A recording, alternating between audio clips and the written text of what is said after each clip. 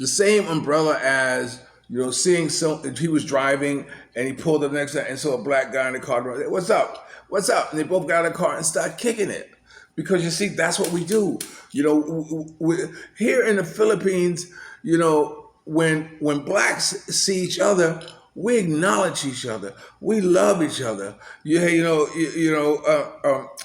Now you can recognize, the mentality of some blacks based upon, I want to say, you know, uh, um, uh, you know, the attitudes, because some attitudes are young attitudes. When I mean young attitudes, I mean hip hop attitude. Hey, this type of attitude. Hey, you know what I'm saying? And then you got blacks who are a lot more mature, who are a lot more unsettled in life, who are a lot more comfortable in their own skin. You know what I'm saying? And not being in the Philippines, not only are we happy to be in the Philippines, I mean, we're blessed. We're blessed, hey, to be here. You know what I'm saying? To live in the life we live, to have the families that we have. You know what I'm saying? And so he met him the same way and whatever. And so he decided, or they decided that they're going to have lunch one day because they're going back to the States. And so he asked me and I if we would join him. And so I said, sure, sure. Because I keep saying, when you coming to my house? I come to my house like this. And he said they're having lunch. So we said, yeah. The name of the place is, I can't pronounce it, but here, I'm going to put the name of it right here.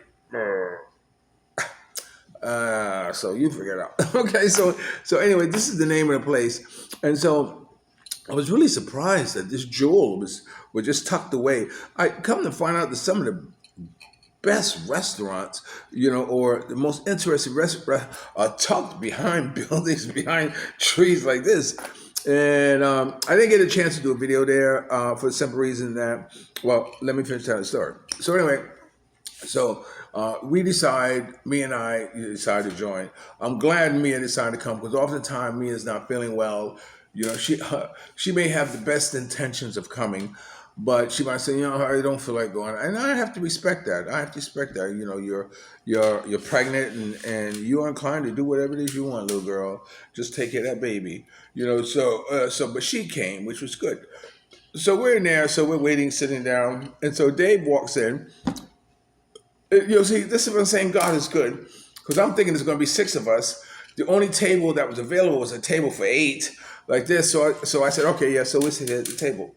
So anyway, so Dave walks in and has two other brothers with him. Brothers. I mean, big dudes. You know what I'm saying? That's how we grow them. You know what I'm saying? So anyway, what I'm saying. You're Gerard, black in the Philippines. I said, yeah. He said, oh, wow. He said, I watch your show. I watch your show. And it is always, always so humbling, for to hear somebody say that they watch my show. Because my response is, oh, you're the one who's watching it, But he got a kick, and his friend who he's with, I said, look, remember we watch his videos. I said, yeah, we watch your videos. So this is a shout out to you two brothers. Before I go any further, it was humbling to meet you. We already know we have understanding that, and this is the reason why we didn't do an interview, because they didn't want to come on camera. So I have to respect that, which is what I do. One thing I do is I have integrity. So I didn't want to do a video of them, us kicking it. But anyway, so we said that, and because it's two, me and Dave and I, and BB and I made eight. So the table just happened to just fit perfect. So automatically I said, okay, girls on this side, guys on this side, because we know how it's going to be hard for them to talk across all that yang. That yabba dabba what language across it. So of course it was natural to put them on one side so they can kick it, and me and the brothers can kick it.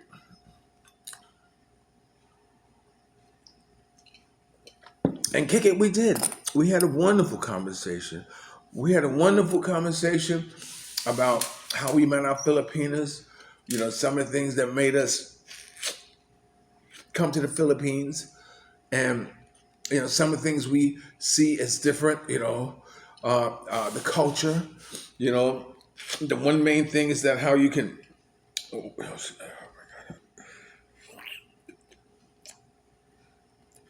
see, I walked outside with my shirt off, and that morning breeze got me, so it shot me down. How you can talk to someone behind the counter and actually touch them. No, no, die. Come here. This is what I want. Oh, come here, die. Come here, die. You know, like this, and they're listening because of the trusting nature that the Filipinos have. And we talked about the culture in detail. We talked about the food, you know, you know, you know, you know, they don't eat pork anymore. Well, both of them had two health scares. So by the grace of God, and God is great, that He brought them through it and gave them another chance to reevaluate their eating habits. And Dave has his, and I have mine because I told him, I said, look, I don't eat Filipino food. I just don't. It's too greasy. It's too soy down or whatever it is like that. I just don't. And most of my food just consists of vegetables and maybe a chicken and every now and then a piece of ham, or something like that. Now, so we talked a lot about the food, the culture. We talked about dating women in the United States as compared to here. We talked about our beautiful black sister that is best that they just stay beautiful over there and not over here. And we each had our own story for what it was that brought us to the Philippines, and we each have our own uh, story of how we met our significant other. You know, and well, one of them has a girlfriend, and she is a cousin to his wife. And that's how they met. Because when he first said, hey, I introduced them. I said, oh no, one thing I don't do, I don't play Cupid to nobody. If someone asks me, Gerard, do you have someone I can meet? I say no, because for the simple reason that I'm not going to be responsible for who or what or how each of you are. If you're a psycho peach, I don't want to put you on my friend. And hey, if you are an abuser, I don't want to put you on my girlfriend. You see what I'm saying? So it's just to just stay out of it. I can give you my advice on how to meet a good girl because there are a lot of good girls in the Philippines. If you want to go up to the mountains, yes, you can find some up there barefooted who would love to come with you. You know what I'm saying? And you can have it, or you can find them, on their jobs. Like I always encourage you to do is that if you're looking for a Filipino, find one that's working, because then that already gives you an insight into who she is. She's someone who's responsible. She's someone who's taking care of her own business, and she's someone who can handle responsibility. Now, like with my first girlfriend, I decided that for 7,000 pesos a month is all you're making, and I like where this is going. Let me take care of you. Quit your job. You see what I'm saying? You see, and that's what happened. She quit her job, and we ended up in an affair. I had no sense going through it. But anyway, if you want to do that, then that's fine, because if she's working on a job, I mean, she's not making very much money compared to what we know money to be. I mean, 7,000 is only like about a hundred and something dollars a month. So it's easy to to say, okay, look, I'm going to invest this in you by us being together all the time. You know what I'm saying? So this way we can really develop this relationship and see which way it goes. And that's okay. Another thing that we talked about was we talk about, love. You know, um, you know, you know, you don't come. A lot of you know my position, and that's you don't come to the Philippines, you know, looking to fall in love. you know, you are now in love. you are now, no, you don't do that. In my opinion, you come to the Philippines looking for a companion. You're looking for someone who you can live the rest of your life with, you know. And I explained to them that, when I, you know, you know, uh, uh, decided that that's what I want to do after my first, you know, relationship dissolved, and I told him, and I ran through my Filipino girls, Then I decided that, look, this is not what I want to do. I want to settle down, and I want a wife. And I explained to them about a Filipino having children. In my method, in my madness, I want her to have kids, but no more than two, and not over the age of 10, because I want them at that age, because I can come in there and I can bond with them and be a part of them. And I mean, it's nice to have someone coming to me and says, look, can I call you daddy? I don't want. It's not. She had a me. I had a foreigner says, call me daddy. This is the same guy who would make them sleep outside on the ground because he didn't want them in the house, or didn't want the kids in the house. Those type of things. So, and one time the oldest was in school, and they asked him what his father's name was, and he said Gerard McLeod. And he came to me and said, can we have your last name? I said, oh my God. Oh my God. You see, this is the beauty of having a woman with young kids. You see, now Mia already knew that I wanted another child. She knew that was part of the agreement that we're gonna have another baby. Because see, my arrangement was just that, an arrangement. But anyway, that's the beauty of having kids, because I told them, I said, a woman with kids uh, uh, uh, um, gives us something to do, something to take care of, something for her to be responsible to outside of you. Because you see, because, you know, I mean, I don't want you underfoot. For someone who we don't mean no underfoot means that I don't want you around me all the time. Sometimes I want to be by myself. Or what have you. And a woman having kids will allow you to do that. You know. But anyway, and also, she ain't going too far when I leave me her kids. So we talked about that, and I talked to him about getting a companion. Now, one had different agreements. Says, hey, yes, I'm in love with my Filipina. Okay, how long you been together? 6 years. Okay. You know, you're in love with her, and there's nothing wrong with that. Love can develop into in love type of scenario. And that's good. I'm not knocking that. All I'm saying is, for me, I said, we are cut from a different cloth.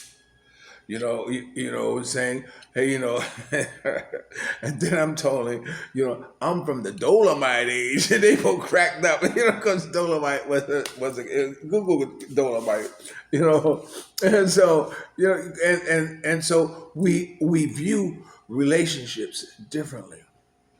Sure, we both our ultimate goals are the same, is to be happy, hassle free, no headaches, no drama, and just love, man. Just having love around you.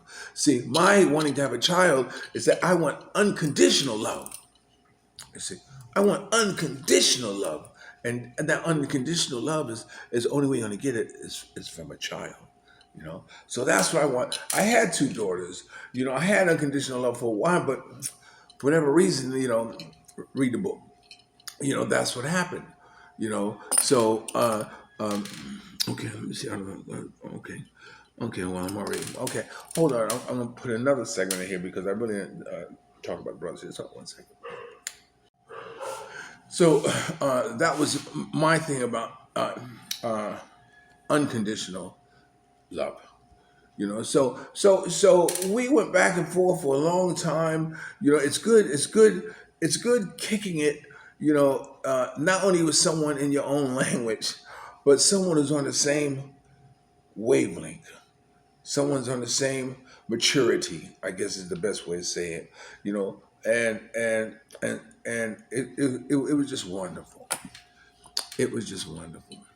You know, like I said, I wanted to do a video, sit down with the two of them, with all of us actually, but you know, we made he decided no, I don't. Both of them decided they don't want to be on camera and doing an interview. So I said, okay, fine, I respect that. And so, with that being said, let me say this. My brothers, it was absolutely, absolutely heaven meeting you. And David, thanks for pulling me in. And the wives, I mean, it was very, you guys are going back. I wish you to travel in God's speed and God's light and be safe. Take care of yourself. And don't forget, um, button up your overcoat when the wind is free. Take good care of yourself. You belong to me. You guys take care of yourself. All right? Okay, you're watching Gerard Black in the Philippines with the truth. Remember, dreams are nothing more than plans and waiting action. Never disrespect Ellie, always pull someone up. And sometimes, you're the only one to see your vision. And the best revenge in life is to live good. I'm living good today. I hope you are too. And if you're lucky enough to have a woman like Ollie Woodson, former lead singer of The Temptation, once sung, treat her like a lady. And ladies, if you're lucky enough to have a good man like us, make him feel like a king. And never say no. And we talked about that. And we talked about I explained to them that, my relationship is an arrangement. I give you everything you want. You just give me everything I want. And my simple quest is never say no. And so far, and no 3 days passed without that manager. I had to threaten niggas. I didn't tell those brothers that. But see, but that's what I want in life. I want to do it not only until I'm satisfied, but I want to do it to where if I can't do it no more, I don't want to have no regrets. You see, I don't want to have no regrets. I don't want a week go by and say, "Wow, man, I ain't had sex in a week, or we ain't had sex in like this." We had no, no, no, no, no, no. Your job is clear. My job is clear. All right. So anyway, um, I'm gonna ride it till the wheels fall off, as we say. I'll talk to you later. Love you like a love song, baby. Peace.